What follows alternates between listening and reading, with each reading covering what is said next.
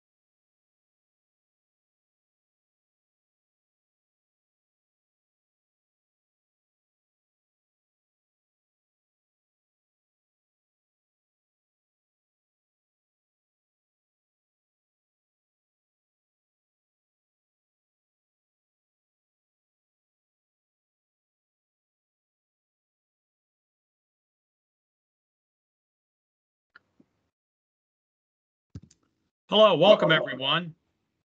One of the most important things that we focus on at the Division of the State Fire Marshal is protecting what matters the most. And to us, that means protecting the lives and property of Ohioans. We are here today to discuss Ohio's fire fatalities and the top known causes of why we are seeing Ohioans die in fires, because every year we strive to lower those numbers. Please feel free to leave your questions in the chat box as we go through the presentation. In joining us today, after I introduce myself, my name is Kevin Reardon. I'm the Fire Marshal for the state of Ohio. Along with me in this conversation is Chief Ken Clouda from our Fire Prevention Bureau and Chief Josh Hobbs, who is the Chief of the Fire and Explosive Investigations Bureau. So welcome, everyone. Our current data that we look at over the last several years has shown us several things. And one of the things that it's shown us is that the top cause of all known fire fatalities are smoking related. Our fire prevention data indicates that approximately 20% of all fire deaths are related to smoking. So let's begin to peel that back a little bit and see what that means for Ohioans in terms of trying to understand the message we want to convey and how this affects them. So I'm going to start off with Chief Hobbs, and this question is directly for you. When it comes to smoking related fatalities, what are you seeing during fire investigations, and what does data show when it comes to smoking fatalities? So, what's remarkable about what we're talking about today is that we're, an investigation agency that predicates ourselves on investigating fires and determine if a crime has occurred or not. And at that point, we start backing away from that investigation. However, my investigators have come forward, my field staff and my field supervisors, and informed me early on that they'd seen a remarkable trend, being smoking while on oxygen caused fires. And so that became pretty prevalent and it became pretty consistent over the last year, and especially so far this year. And at that point, that's when I reached out to Ken Cloud and also you, Marshal Reardon, and told you that we were starting to see things, and my folks were speaking up, which was not normal. For them to notice that there was a problem, they usually investigate fires and move along, but for them to speak up told me that there was an issue with that. Our data generally reflects the 4 causes of fires per NFPA 921, which would be accidental, undetermined, natural, and incendiary. But the fact that we have seen the contributing factor of smoking on while on oxygen on the accidental side has, spiked interest and concern among my investigators, notably. And so that in within itself has been something that spoke volumes to me when I'm getting that feedback from the field that I normally don't get. And that's interesting because, like you said, that's something that we just don't always see. Smoking on oxygen is something you see once in a while, but certainly not as often as we have seen in the last year. So I appreciate the fact that your investigators noticed that trend and they've acted on it, because that is significant. What else are you seeing as significant causes of fire fatalities in Ohio? Another contributing factor that the feedback I get suggests is that there is we're in the midst of a pandemic, but there's an epidemic on hoarding, and it's much more noticeable now that the hoarding inside of structures causes a variety of issues. Hoarding can cause egress issues for people getting out of a structure while it's on fire. Hoarding can cause fire suppression issues for the fire department trying to extinguish the fire. Hoarding obviously can be a scenario in which the amount of combustible materials that people hoard can get stored too close to a heating source and obviously relate to the causation of the fire. And I've also seen and heard from multiple investigators, and this is a statewide, where the structures have had to been torn down by heavy equipment because the hoarding conditions were so bad that an investigation was not possible, and nor was the fire suppression possible due to the intense amount of materials focused inside the structure. So all of those things contribute to either the inability to escape, the inability to suppress the fire, and also the fact that it can also contribute to the causation of the fire with all the materials stored in the house. And that's been something that I've also received feedback on that seems to be an increasing problem.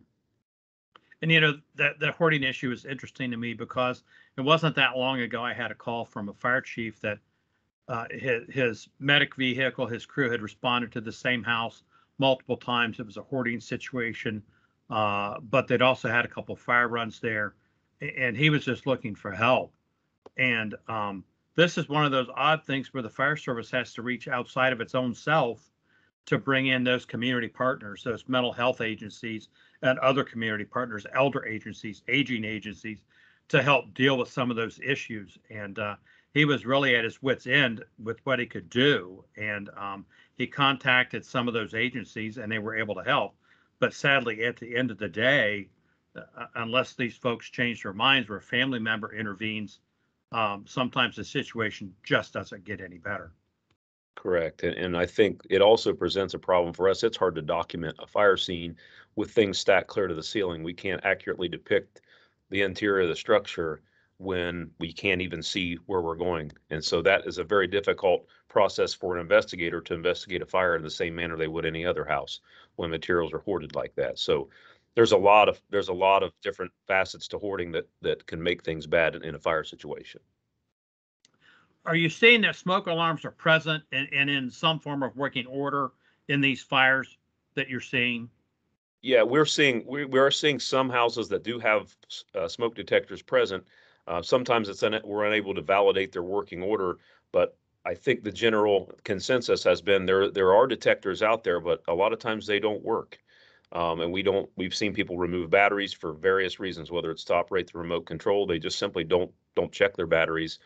They've taken the smoke detector down because it got on their nerves. We've seen that. We do see smoke detectors in homes, but as Mr. Chief Clouda will mention later, that there is probably a concern that even though they have them, whether they work or not continues to be a question and maybe a concern. Thank you, Chief.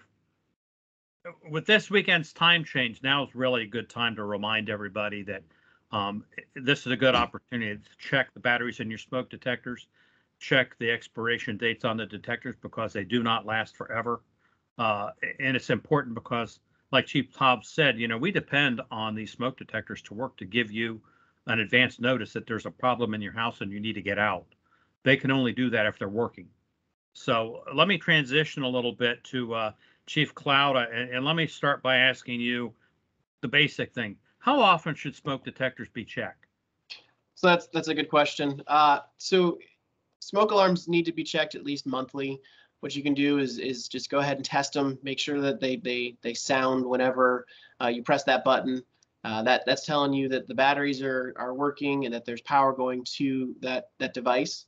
It's also important to make sure you're cleaning those. We do recommend, again, we were talking about time change. It wouldn't be a bad idea to clean those about twice a year. And what I mean is to just take, the extension of a vacuum cleaner where you've got the brush on the end of it and just give it a nice little light vacuuming, as it were, just to make sure that those areas are kept clean and free from any debris. And Chief, what about the number of smoke detectors people need to have? I mean, I always tell people smoke detectors are like cash. You can never have enough, but I know there's a reasonable number there. What do you describe that as being? So the best recommendation for anyone is to have a working smoke alarm on each level of your home, outside where you sleep, and inside each of the bedrooms. That's the best way of being able to make sure your folks are at least notified when something happens and there's smoke present. And what about that component of having a home escape plan? How important is that? So that's a great question, and it's an anecdotal thing that I'll put out today because a couple days ago, across the street from my neighborhood, there was an apartment fire. There was a lot of smoke, a lot of fire trucks. My son, he's 7 years old. It was a good teachable moment. We've been talking to him ever since he was young, but he never understood why we talked about having the escape planning and being able to have meeting places. And this was a good bring it home message for him because he saw firsthand how quickly that fire grew. Fire doubles in size every minute. So having a working smoke alarm and knowing what to do when your working smoke alarms do activate, which is get out, stay out, and have a place that your family goes if there's a fire, is a very important thing to do. So we always say make sure you have 2 ways out of every room, making sure that you know what to do if you're in your bedroom, and you should keep that door closed when you're sleeping at night, and you feel with the back of your hand if that door is hot, then you're not going to want to go out that way, and you're going to try to maybe go out a bedroom window. But always make sure you got 2 ways out of each room. Make sure you have a place that your family meets outside of the house, and make sure you call 911 right away and start that fire department on their way so that they can get there quick to help you. And what do we want to tell people about that urge to want to go back inside their house after they've already left? So that's a big thing. As a matter of fact, unfortunately, we did see the gentleman. He tried to go back in. I think it was something like belongings that he wanted to go get at this fire from the other day. And the smoke was pretty strong, so he was able to come back out pretty quick. But you don't want to go back inside. No matter what it is, let the fire department come, let them do their job. This way, when you have that meeting place, everybody's there. The fire department knows either everybody is present and accounted for, or they know they need to go back and look for somebody after everybody is at their meeting place. So it's extremely important to make sure you're not going back in. We've heard so many stories about people basically going around their house to try to find their loved one, and their other loved one is on the other side of the house and they're doing the exact same thing. So there was a lot of confusion of where they were. So we want to always make sure we don't have that confusion when there's something like this of an emergency going on. Very good. And I know one of the other things we really stress to people is making sure they have a backup plan as part of that escape plan. Like you said, knowing the 2 ways out, because everybody wants to go through the door they always use.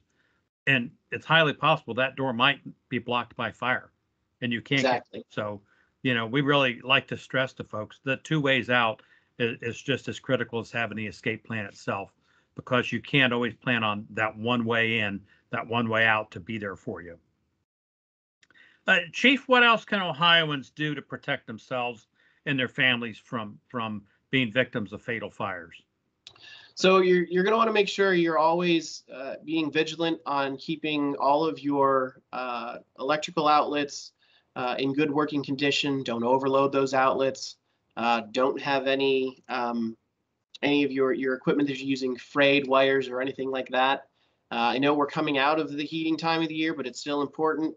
If you're heating your house, whether it's a furnace or using space heaters, you're always making sure you're keeping those in working order. We find that a lot of the other fatal fires that we have is that people put put things too close to the place where the heat is. So they need to make sure that they keep things at least 3 feet away from any of those appliances that are giving off heat. That's a very important thing to make sure that they're aware of. I always like to tell people, you know, space heaters need space. That's how I remember it. You don't want to put them too close to anything.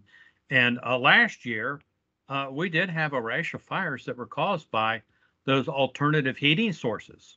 And I believe we found in most of those cases, they were too close to combustible items. And I think one of the other things we need to stress about that alternative heating source is kerosene heaters. Those are never intended to be used inside your home. Those produce a high level of carbon monoxide, and you'll become a victim to that before you will be a fire.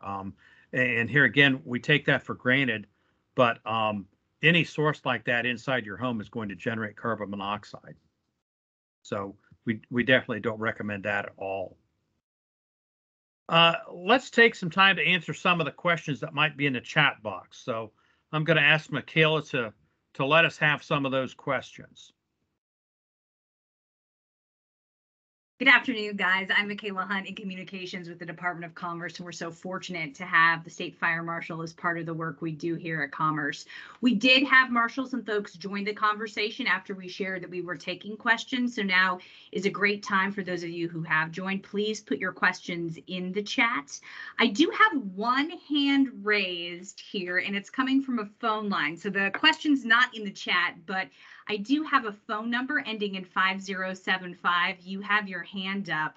And Andy, I believe I can allow the microphone for a moment, so I will go ahead and do that. So I don't know who this is, but 5075, what's your question?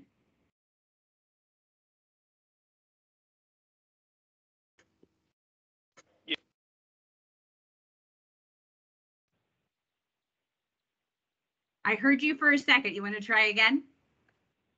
I said that was just a mistake. I was trying to mute my phone. Okay, I wanted to double check. So while Yep, we're getting thanks. some questions that are in the chat, and I'll be looking for them, Marshall and Josh and Ken, let me ask you this. You made kind of an interesting comment earlier about kerosene heaters. There's a lot of different space heaters that are out on the market right now. How do we know what one is the safest for our families? Chief Cloud, I'll let you handle that one. That's a great question. With those, the space heaters that are out there, always make sure, one, that they have been tested to some sort of agency like Underwriter Laboratory. And then the other part of it is to make sure that they have a tip switch on that space heater. If you are able to knock over the space heater, you can just kind of gently push it and nudge it. If it shuts off, then that means you got a tip switch on there. If it doesn't shut off, that means that it's an older system and probably needs to be replaced. It's probably not even efficient anymore. In the world we live in now, efficiency is an important thing, right? So that would be one thing to make sure to do, is to replace that that portable space heater that way. Keep the questions coming in the chat. We do have one that came in just the last minute. David's asking, do you have a messaging toolkit for addressing fires caused particularly by smoking? So we do have a flyer for this, and we are sharing this information to as many media outlets as we can right now. We're going to continue to push this out. Our PIO, Andy Ellinger, he's also on here right now. He'll be able to help get some of this information to some of the folks that are in the audience, as it were. But it'll also be available on our website soon. We have a new website. We're working through our own ideas on how to use it. So it's a wonderful tool, and we're making sure we're getting all the information there. So we will be putting that out so people will be able to see the information and to be able to utilize that. And with respect to the fires regarding smoking while on oxygen, we're going to reach out to some of the home health care facilities and some of those other community-based organizations to bring it to their attention and try to get their awareness on this. But we really need the help of all Ohioans, neighbors, family members. If you've got someone on oxygen that does smoke, please, please, please talk to them and explain to them the dangers of doing so while they're on oxygen.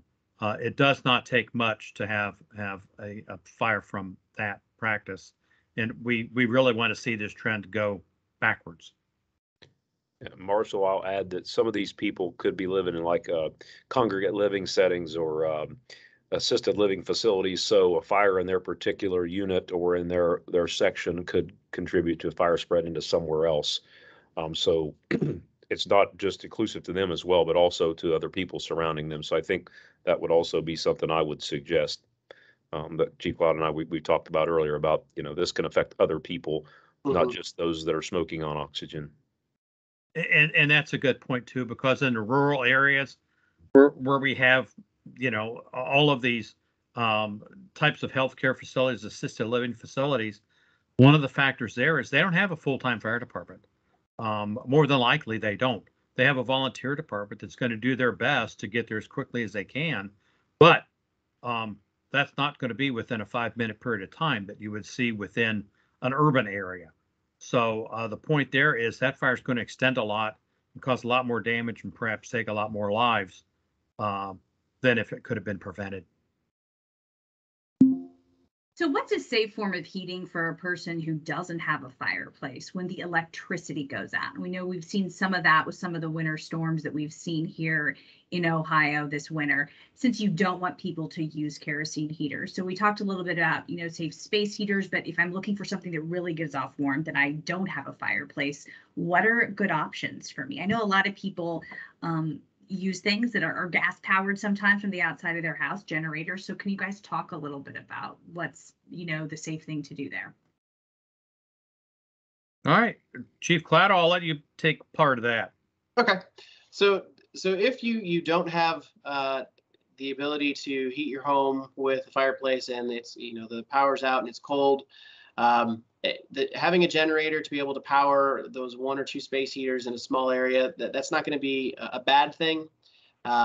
What we do also recommend is if your power is going to be out long term, you're going to want to reach out to your local fire departments, local emergency management agency, and see if they've set up a shelter somewhere that you can actually go to if there is a long-term outage where you will not have the ability to keep yourself warm, because that is important. If it gets cold and in the weather, we're getting into another lovely change of weather in Ohio where we're going to see another cold snap here. If something goes on and it stays cold like that, you're going to want to make sure you're keeping yourself and your family protected. And one way to be able to do that is to make sure you're going somewhere that does have the heat and the power available to you. And along those lines, I can tell you what we don't want you to do, which is use your kitchen stove as a source of heat. That should never be considered an alternative. But yet again, every season we may have 1 or 2 fires or just a few fires where they have started because that has been the source of heat when there has been none. So, we definitely don't want you to do that. The backup generators are a great option. They're outside. They have good airflow around them, which is critical to keep the monoxide from coming in, because those are internal combustion engines. So any internal combustion engine is always going to generate carbon monoxide. So with those being outside, away from where you're living, that's much safer. And now they're not going to power your whole house unless you get a large generator, but they will get you through. But along with that is we don't want anybody using their stoves as a backup source. That's just not a good decision. We continue to have individuals join the chat as we move throughout the webinar. So I just want to kind of welcome everyone again. We're having a discussion about fire-related fatalities here in the state of Ohio. With it, if you have a question, we've invited stakeholders, consumers, and media to attend today. So if you have a question and a member of the media, please go ahead and put it in the chat. We're working through some of those right now. A question that did come up in the chat is this: does the winter weather increase smoking-related fatalities, driving smokers inside, or is it same statistically year-round? That's a good question. I mean, logic would tell you that if they're used to smoking outside and it's very cold, that they're going to come inside and do that. I suppose if you're going to do that, there's a safe way to do that. One is, make sure that you're using an ashtray. Just common sense things, using an ashtray, watching what you're doing with that cigarette. Sometimes people will have a cigarette that touches an arm of an upholstered chair, and they think they put the fire out and they move on. Then a few hours later, after they go to sleep, what happens in some of those materials is that fire can actually burrow down into that material. You may not see it, but it's burning underneath that material while you're asleep, and that's a very dangerous situation. And I had one of the worst fatal fires as an officer in the Columbus Fire Department, started by careless smoking, killed 9 people, and a cigarette had fallen down between the seat cushion and the side of the chair. Person fallen asleep. They got up, they went to bed, and a few hours later, we're putting out a fire in that house. So it does happen. And that's just general smoking issues. We have people fall asleep smoking. So it's one of those things that if you're going to do it, you really need to be careful. Yeah, outside is a great option. Coming inside, you really need to be very, very careful with what you're doing. And I guess also remember, you're exposing other people to the smoke, which we know has health effects. So, Chief Clouda, Chief Hobbs, you want to add anything to that? So the one thing I'll mention, you hit it there, Marshall, is making sure you're going to smoke, you smoke outside, but also make sure when you do smoke, you go ahead and discard of those cigarette butts in an approved container that is going to not start fire on its own either. And if you're doing it outside, don't just flick the cigarette butt in the mulch or off of the patio or whatever the case may be, but you actually go ahead and put it in somewhere like the ashtray that Marshall was mentioning, or a container that can take those cigarette butts and make sure that they're not going to catch anything else on fire. And I do think in generalities there probably is a little bit of an increase in that type of fire during the winter months. I think Chief Clouda will agree that the major increase during the winter is generally the heating related incidents, Yes. which is very correlated with the weather.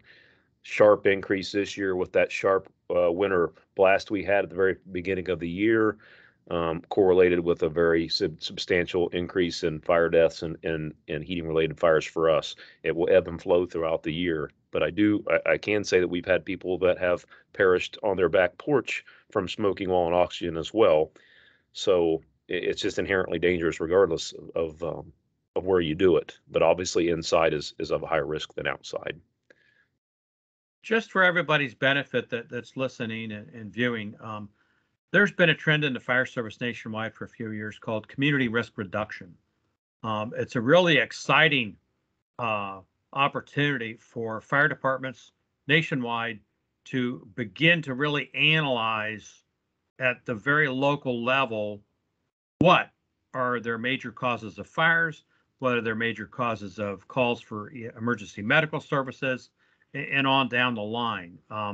It rests very heavily on having accurate data and a large amount of data, neither of which we have right now, but we are working toward developing a model in the future where we will be able to help communities define, based on the data analytics that we will have available, what the major drivers in their community are for fires, for EMS calls, for a whole lot of different things. So I'll just kind of wet everybody's whistle with that. It's very exciting. We're working our way toward that. Of course, the first step is we have to develop that very robust database to help us tell the communities and show the communities in Ohio what their issues and problems are. Chief Clouda, you want to add anything to that? Because I know you just got back from the symposium regarding risk reduction.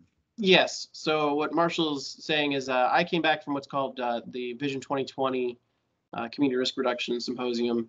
And with this, they discussed all the different programs that are out there, from, as he mentioned, reducing fires, one of which was even in Ohio with reducing microwave fires in dormitories in one of the universities within the state, to discussing things about smoking while on oxygen. That was another big topic that's not just in Ohio, but nationwide is a problem.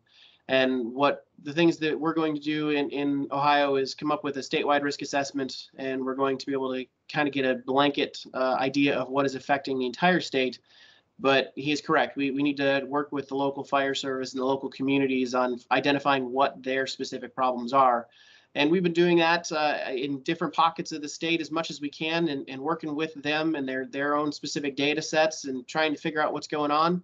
And we're hoping to continue this and just make sure that this is something where we can try to keep people safe as they possibly can be, and try to be able to get the message out there on what the things are in your own community is an issue. And that might be something that's affecting you. It might not, but at least you'll be aware of that. And Chief Hobbs, our investigators have had quite an uptick in fires this calendar year already. You want to talk a little bit about that while we have a few minutes? Sure. Yeah, we're probably at the highest case total rate that we have been since 2012 at this point. We're right at 200 investigations so far this year, give or take a few. And obviously the fire fatalities are at our highest rate as well. And I know that statewide, we don't investigate every fire fatality. We investigate a majority of them. And I know also Chief Clouda, they would probably be able to give accurate fire fatality rates for the year, but both of those statistics are at the highest that they have been for my bureau since, we think, 2012. I don't know. Obviously, we had the sharper winter. We have had people confined more to their homes because of the pandemic. We anecdotally don't know exactly if that's the cause, but we also are just aware that we're going to track these trends throughout the rest of the year to see how that moves as the weather warms up. We do get another spike, as Chief Clouda will probably mention, you agreed, midsummer and fires for some reason. It's very predictable. So we're wanting to see what those trends look like from our angle as well. But yeah, we are at an all-time high, at least since 2012, but maybe all-time for our bureau, waiting to see how that starts meshing out. Thank you. So what Chief Hobbs talking about for the spikes, he's right. During the heating season, typically is when we see something, and usually it's when we get to the most extreme cold months for whatever reason. December through about February is when we see that typical, and then the spike in the summertime, I think, is due to the fact that everything's dry.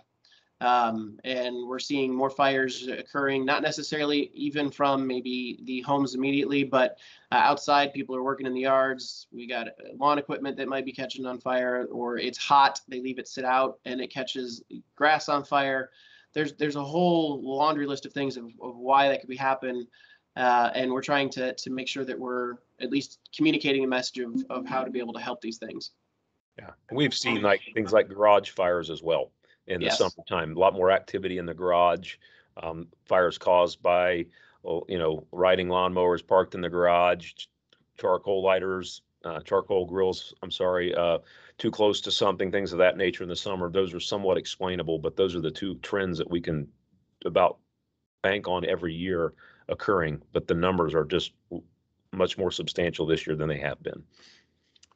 Thank you. Michaela, do we have more questions? We have one more question in the chat before we wrap things up for today, gentlemen. This comes from an outside guest. JD wants to know, how exactly can smoking, this is definitely a question from a consumer, how exactly can smoking while using oxygen cause fires? What exactly happens in that situation? Okay, Chief Hobbs, you're the investigator. I'll let you start there. Yeah, so basically most of these people are on, a nasal cannula, providing around somewhere between 2 and 4 liters of oxygen through their nose. And when you have positive pressure, oxygen, very clean air close to a cigarette with heat, obviously that is a facilitator of fire. So they're smoking a cigarette with oxygen, positive pressure just a mere inch or two away from the end of that cigarette. Majority of those people, we're not seeing people perish in fires using a non-rebreather mask, providing 8 or 10 liters of oxygen and pulling it off and smoking. We're seeing that from the people that are on what's called a nasal cannula.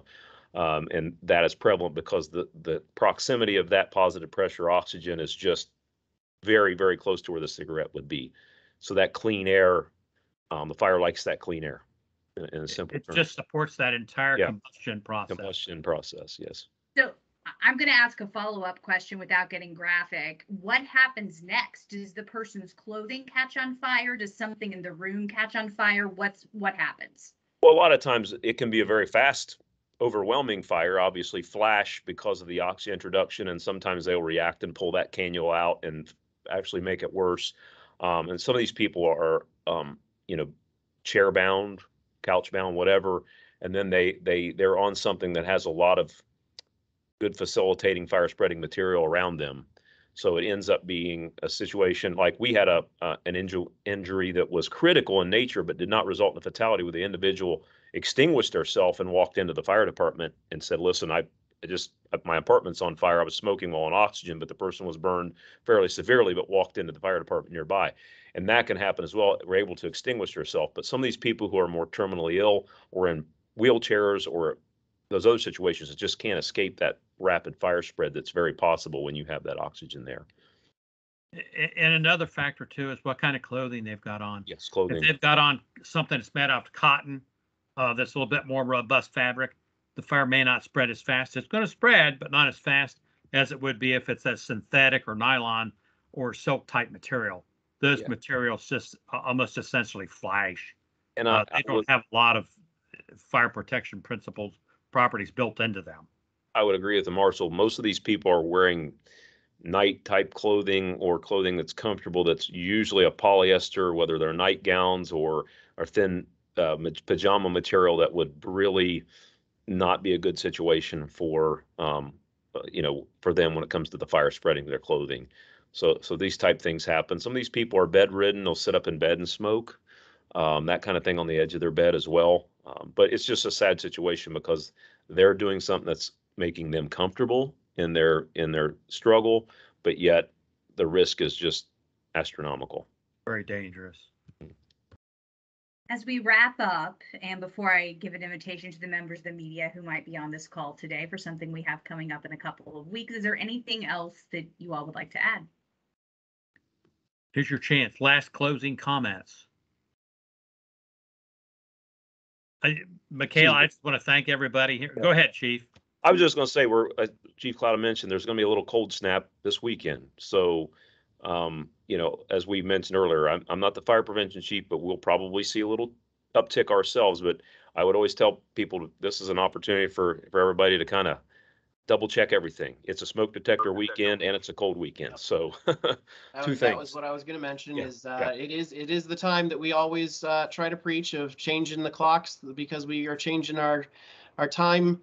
And then make sure you're changing the batteries in your smoke alarms. Again, make sure you pull those smoke alarms down off of the ceiling wall, wherever they may be. Take a look at the back of them. We got their born on date, as it were, that date of manufacturer. If it's 10 years old or older, please go out and get yourself some new alarms. The Red Cross does have programs out there if you need help with that. Local fire departments would be glad to help you with that as well. But do make sure you're keeping up on that and making sure you're having those function like they should. So we appreciate that very much.